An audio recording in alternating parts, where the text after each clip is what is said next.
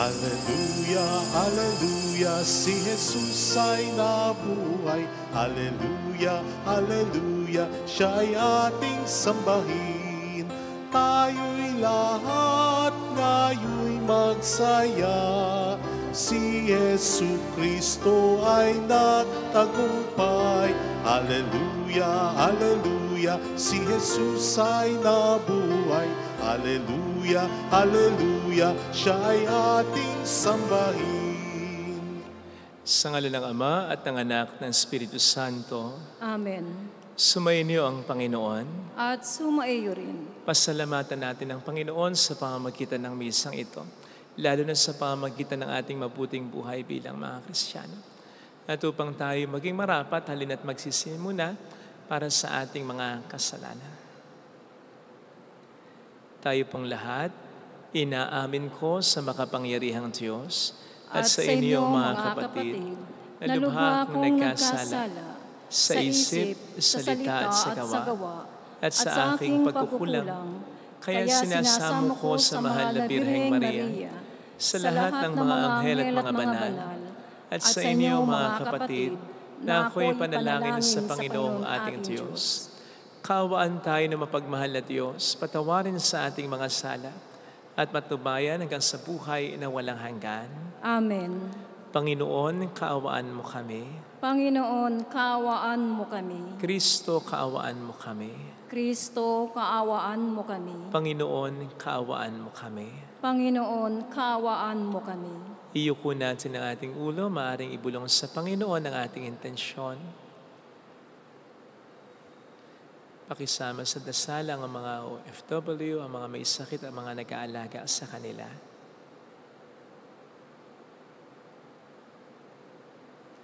Manalangin tayo. Ama naming makapangyarihan, sa iyong kagandahang loob, pinabubuti mo ang masasama at ginagawa mong maging banal ang mga dating alibugha. Makapiling ka nawa namin sa lahat ng iyong kinagawa. Makapiling ka nawa namin sa iyong mga handog na kusa. Ang iyong mga pinabuti ay huwag nawang magsawa sa pagiging matatag sa banal na adhika sa pamamagitan ni Jesu Kristo, kasama ng Espiritu Santo magpasa walang hanggan. Amen.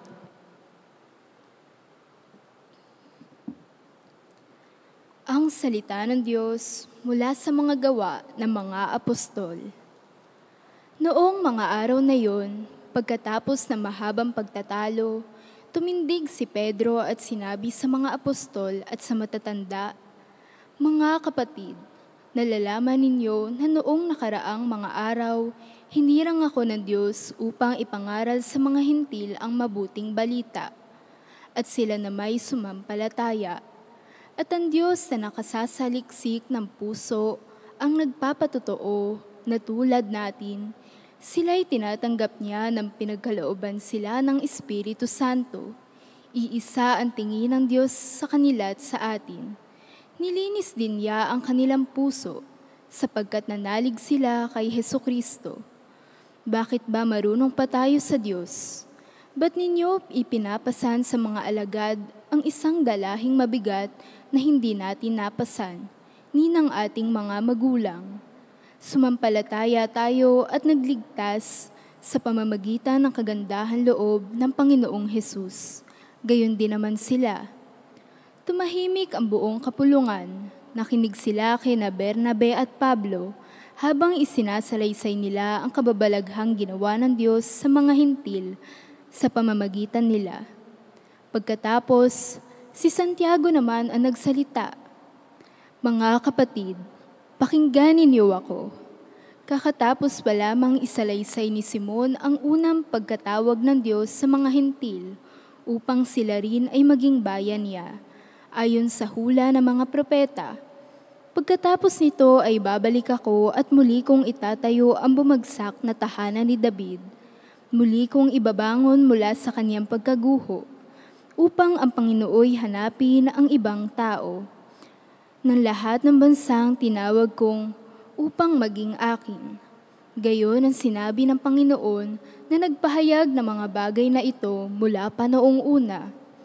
Kaya't ang pasya ko'y huwag nating ligaligin ang mga hintil na lumalapit sa Diyos, Sa halip, sulatan natin sila ng huwag kakain ng anumang inihandog ng Diyos-Diyosan, huwag makikiapid, huwag kakain ng hayop na binigti at ng dugo.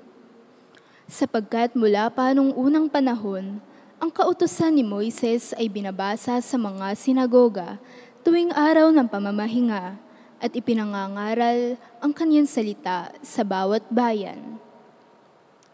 Ang salita ng Diyos. Salamat sa Diyos. Sa lahat ay ipinahayag, gawa ng poong nagligtas. Sa lahat ay pinahayag, gawa ng poong nagligtas. Purihin ang Panginoon, awitan ng bagong awit, Panginooy papurihan nitong lahat sa daigdig. Sa lahat ay pinahayag, gawa ng poong nagligtas.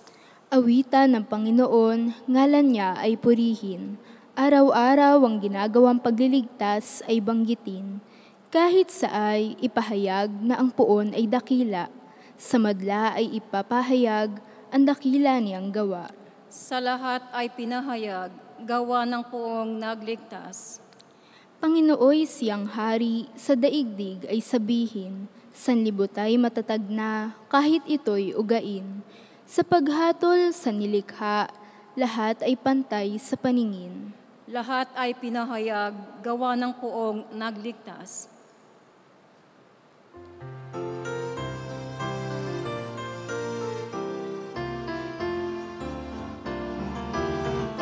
Alleluia, alleluia, alleluia.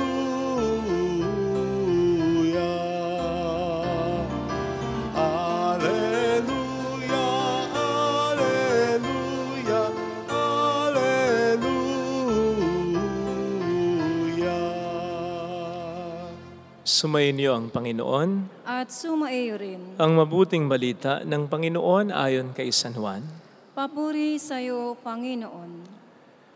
Noong panahong iyon, sinabi ni Jesus sa kaniyang mga alagad, kung paanong iniibig ako ng Ama, gayon din naman, iniibig ko kayo. Manatili kayo sa aking pag-ibig. Kung tinutupad ninyo ang aking mga utos, mananatili kayo sa aking pag-ibig. Tulad ko, tinutupad ko ang mga utos ng aking Ama at ako'y nananatili sa kaniyang pag-ibig. Sinasabi ko sa inyo ang mga bagay na ito upang makahati kayo sa kagalakan ko at malubos ang inyong kagalakan.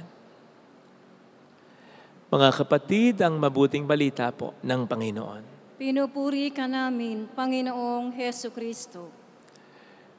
Welcome sa Our Lady of La Salette, Quasay Parish, kung saan ayos lang umiyak at samahan tayo ng mahal na ina sa pag-iyak at sa pagdarasal upang maging maayos ang lahat.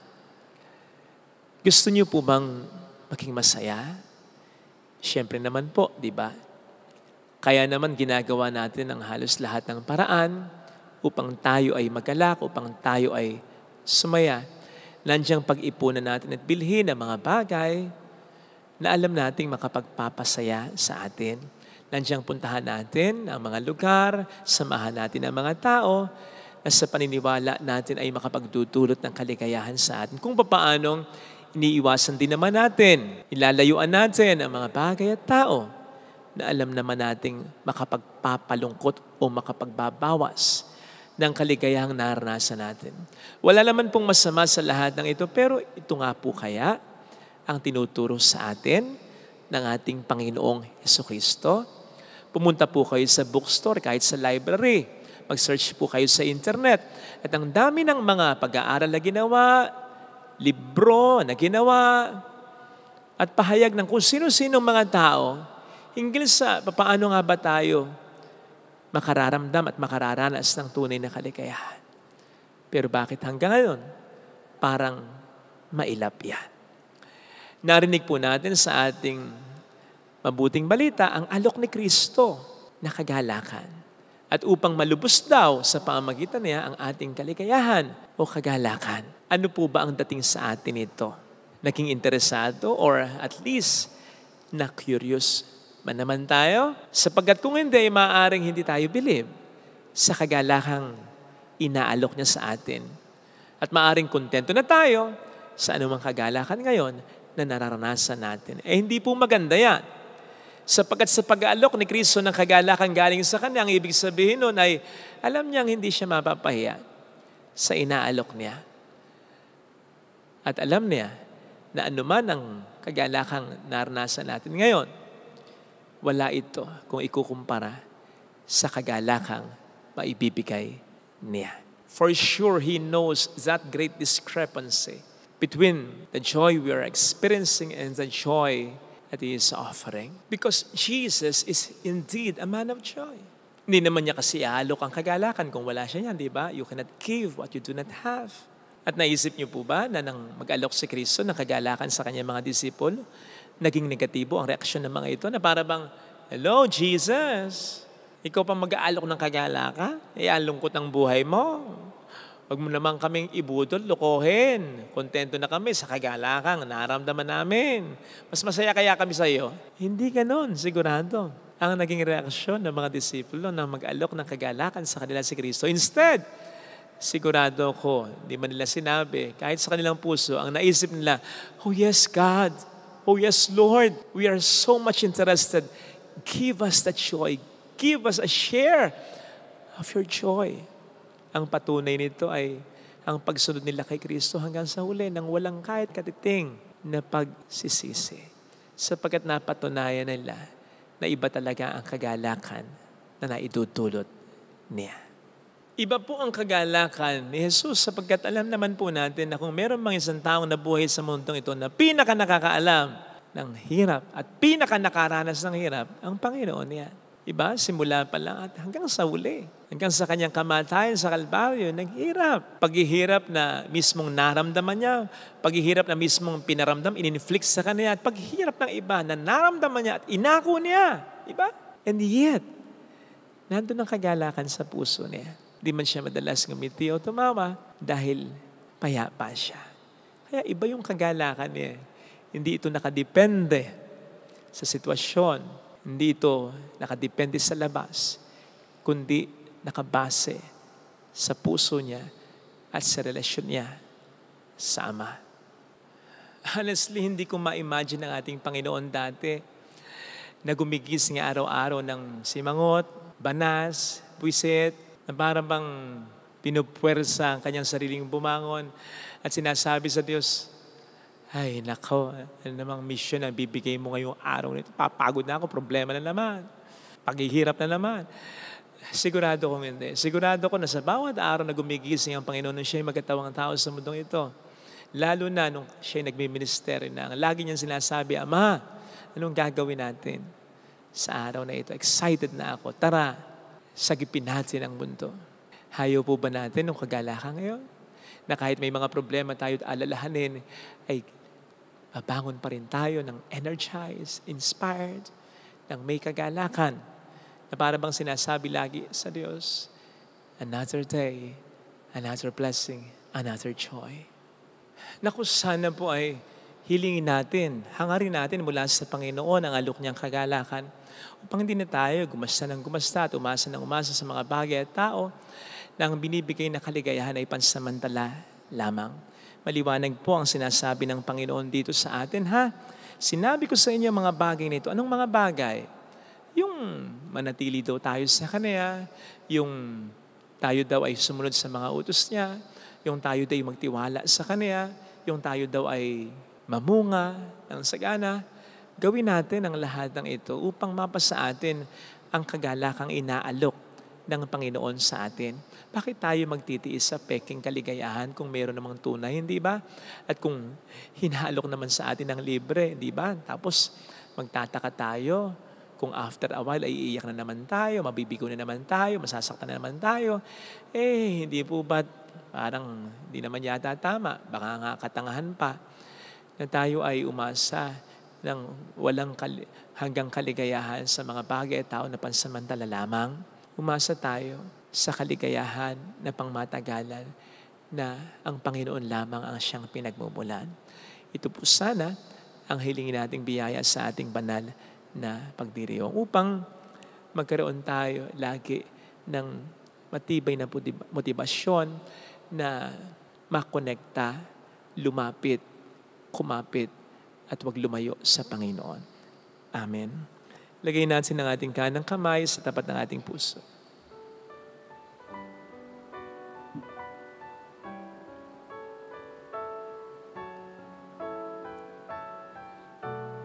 Alam kong may magagawa ang Diyos.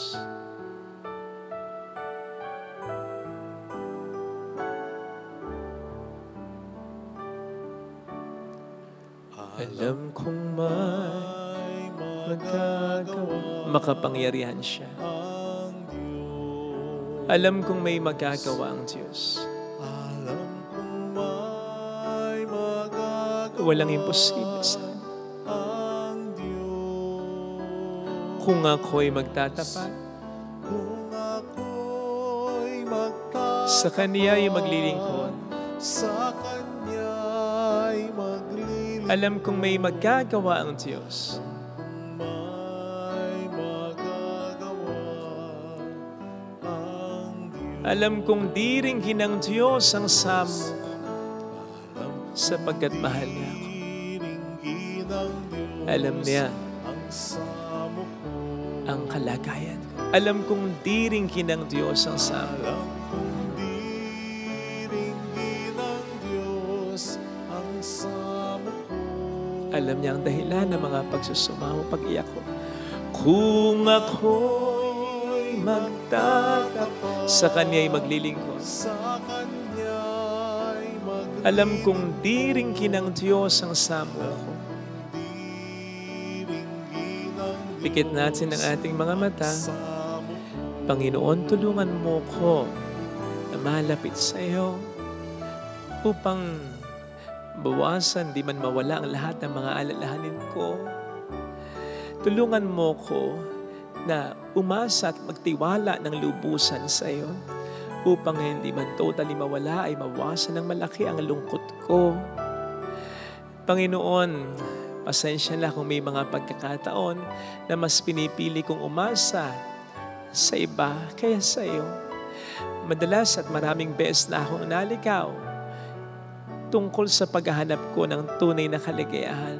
Bakit hindi ko matanggap at maunawaan na ang tunay na kaligayahan ay nasa sa iyo lamang. Hallelujah! Hangarin ko nawa ito, magkaroon nawa ako ng uhaw at pagkagutom dito. Hallelujah! Madala nawa ako sa mga bagay at tao kung saan at kung kanino ko pinagkakatiwala ang kaligayahan ko. Babalik sa atin. Hallelujah! Purihin ang Diyos. Hallelujah! Sa takdang panahon, babalik ang Panginoon upang tayo ay kunin tapat siya sa Kanya mga pangako sa atin. Sabihin mo sa sarili mo, mayroong magandang mangyayari sa iyo. Mayroong magandang mangyayari sa iyo. Kung lalapit ka kay Jesus, maaaring matagal, maaaring maging mahirap, pero magiging maayos din ang lahat. Mayroong magandang mangyayari sa iyo.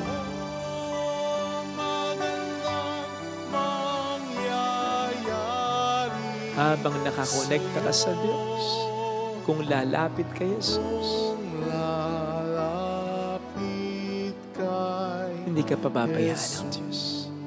Mananatili kang buhay sa piling ng Diyos.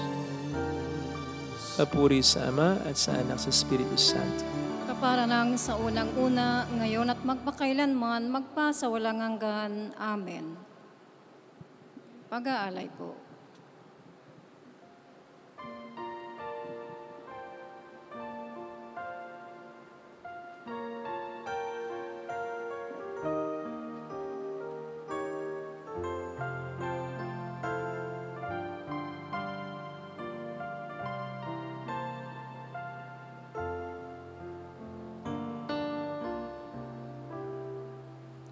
Maghahanda ng alay, ay narito po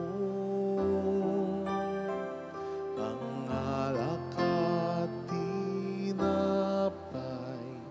dala sa altar mo. Anyo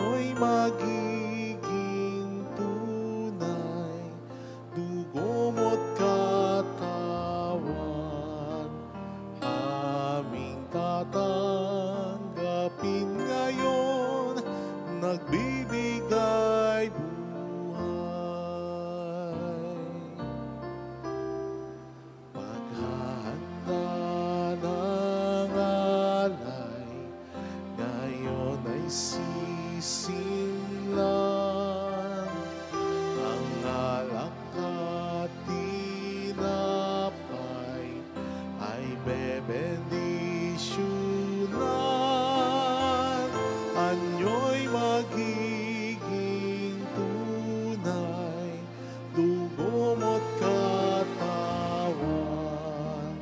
Ito'y aming tatanggapin sa pakikinabang.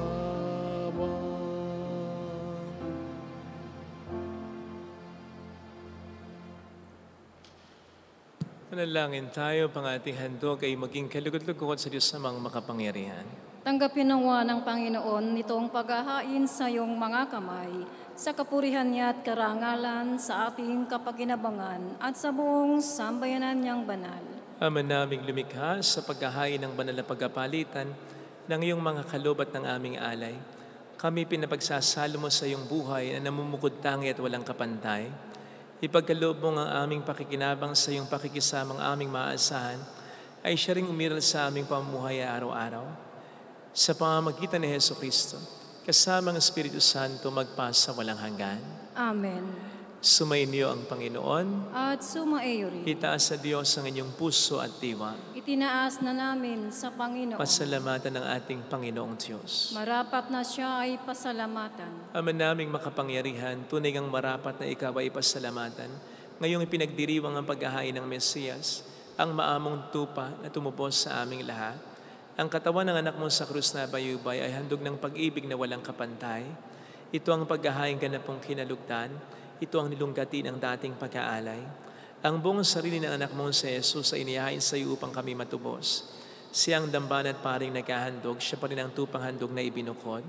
Kaya kaisa ng mga anghel na nagsisiawit ng papuri sa iyo ng walang humpay sa kalangitan, kami nagbubunyi sa iyong kadakilaan. Santo, Santo, Santo, Panginoong Diyos ng mga hukbo. Napupuno ang langit at lupa ng kadakilaan mo. Osana sa kaitaasan. Pinagpalang na paririto sa ngalan ng Panginoon. Osana sa kaitaasan. Ama naming banal, ikaw po ang bukhal ng tanang kabanalan. Kaya't sa pamamagitan ng iyong Espiritu, gawin mo pong banal ang mga kaloob na ito upang para sa amin ay maging katawan at dugo ng iyong anak na aming Panginoong Heso Kristo. Bago niya pinagtiis ang kusang loob na maging handog, kinawakan niya ang tinapay, pinasalamatan kaniya, pinaghati-hati niya iyon, iniabot sa kaniyang mga alagad at sinabi, tanggapin ninyong lahat ito at kanin. Ito ang aking katawan na iahandog para sa inyo.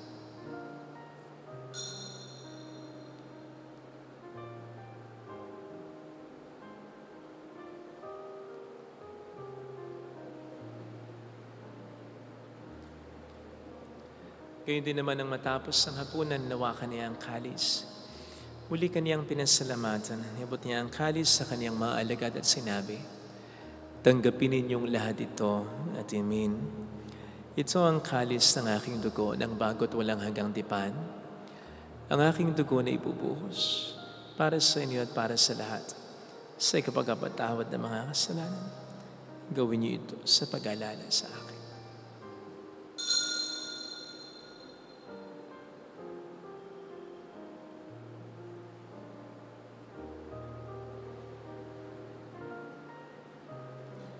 Ipagbunyi natin ang misteryo ng ating pananampalataya.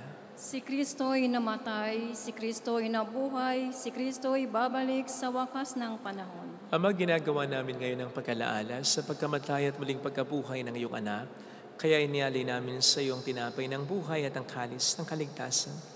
Kami nagpapasalamat dahil kami iyong minarapat at tumayo sa harap mo para maglingkod sa iyo.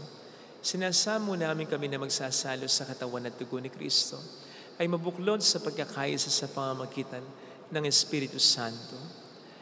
Ama, lingapin mo ang iyong simbahang laganap sa buong daigdig. Puspusin mo kami sa pag-ibig. Kaisa ni Leon na aming Papa, ni Janice na aming Obispo at ang Tanang Kaparian. Alalahanin mo mga kapatid naming nahimlay na may pag-asang sila'y muling mabubuhay, lalo ng aming ipagdarasal. Saglit tayong yumuko at ipagdasal ang ating mga minamahal na yumao.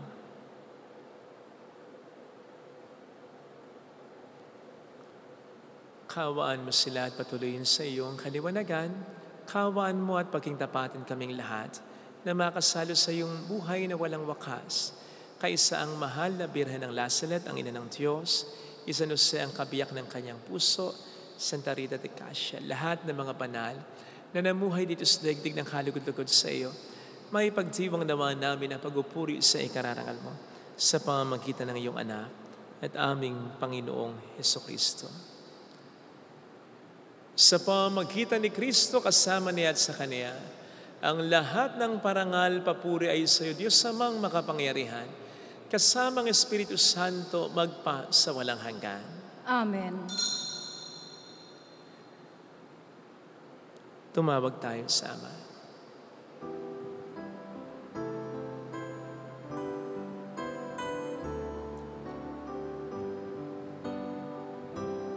Ama namin, sumasalangit ka, Sambahin ang ngalan mo, mapasa amin ang kaharian mo, sundin ang loob mo dito sa lupa para ng sa langit.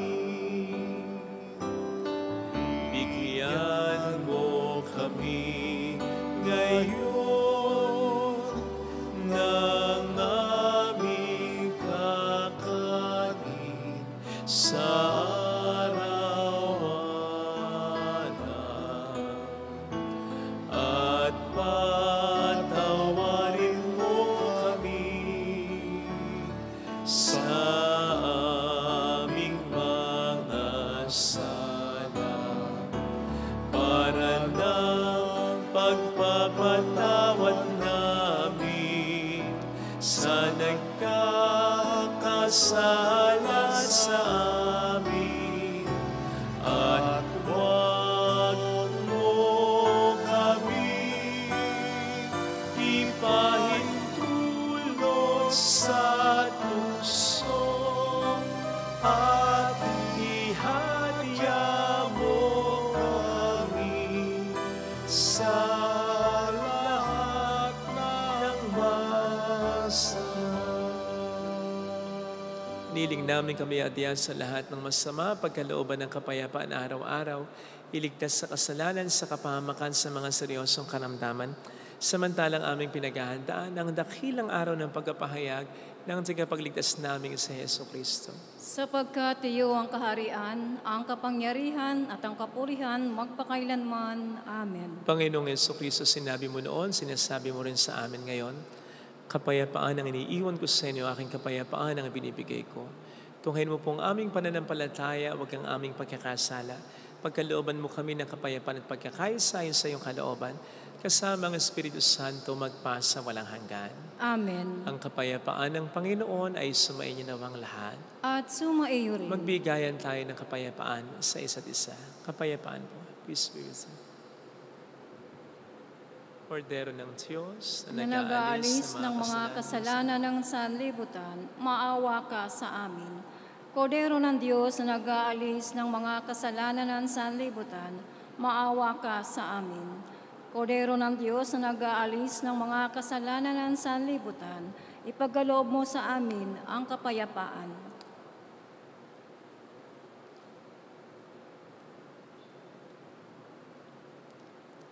Narito sa harap natin ng Panginoon ang ating buhay at kaligtasan. Mapalad tayong inaanyayahan. Panginoon, hindi ako karapat-dapat na magpatuloy sa iyo, ngunit sa isang salita mo lamang ay gagaling na ako.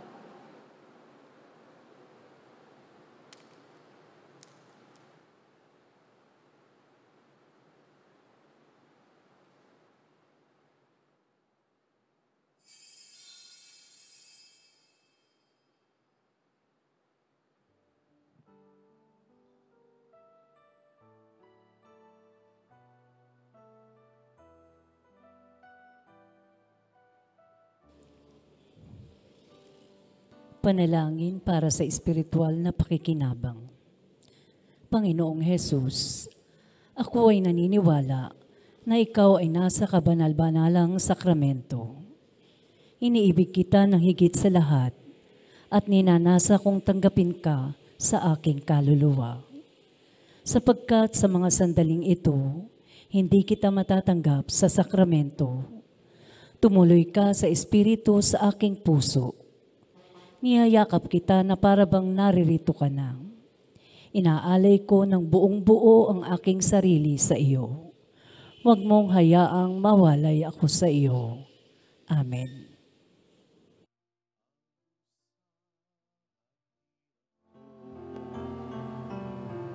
Ay para sa iyo,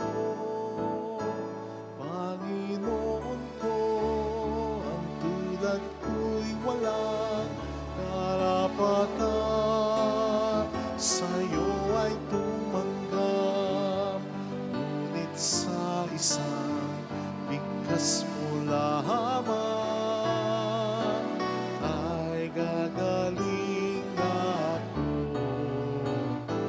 Panginoon ko, ang tulad ko'y walang karapatan.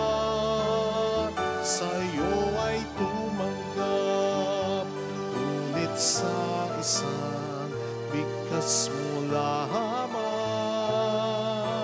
ay gagaling ako. Ay gagaling ako. Ay gagaling ako. Manalangin tayo.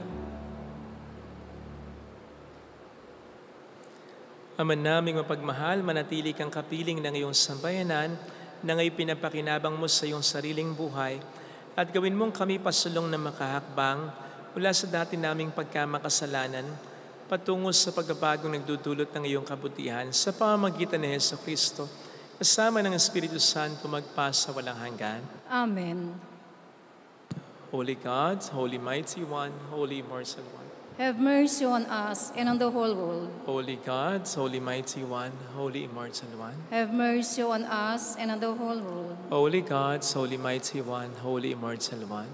Have mercy on us and on the whole world. Jesus, King of Mercy, We trust in you. alalahanin, Alalahanin, O mahal na Birhen ng Lazaret, ina ng pag-asa, ikaw ang nagpaalala sa aming magbalik loob sa Ama. Ito ang nagpapatunay na ang kagandahang loob mo'y nanatiling busila. Sa pag-aaruga mo sa amin, tungkulin mo'y tinupad. Sa paanan ni Kristo'y itinuring mo kaming mga tunay mong anak. Kaya ninais mong nisa'y huwag mapahamak. Maging sa iyong walang tigil na pananalangin, pati luhay pumatak. Huwag naman mawala ng saysayang iyong paghihirap. Hiling nawa namin sa iyo, o aming inang liyag, na matapos ang pakikibaka namin sa mundong ito at sa pananatili naming tapat kay Kristo, sa kapurihan mo'y makibahagi kaming ganap, upang kung nasaan ka ngayon ay maparoon din kaming lahat, at ang kaganapan ng kaluwalhatian ng Diyos sa may tuluyang matupad, siya nawa. mahal na Birhen ng Lazaret, tagapagkasundo ng mga makasalanan. Ipanalangin mong walang patid kaming mga dumudulog sa iyo. Maraming salamat po sa inyong pakikisa sa mga tulong po na binibigay po ninyo. Bahala na po ang Panginoon sa inyo. Salamat po. Sumainyo ang Panginoon. At sumaiyo rin. Palain kayo kasama ng ating pamilya na mapagmahal at Diyos, ng Ama at ng Anak at ng Espiritu Santo. Amen. Umayo tayo sa pag-ibig ng Diyos. Salamat sa Diyos. Salamat din po.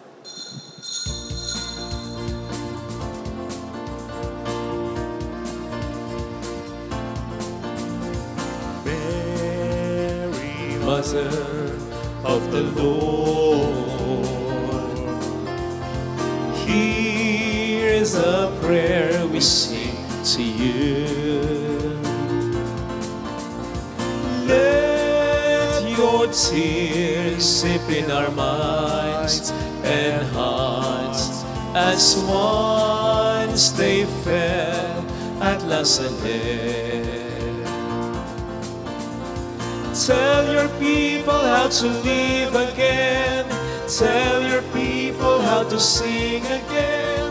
Tell your people how to dance again. Tell your people how to pray again. Mary, Mother of the Lord, here's a prayer we sing to you.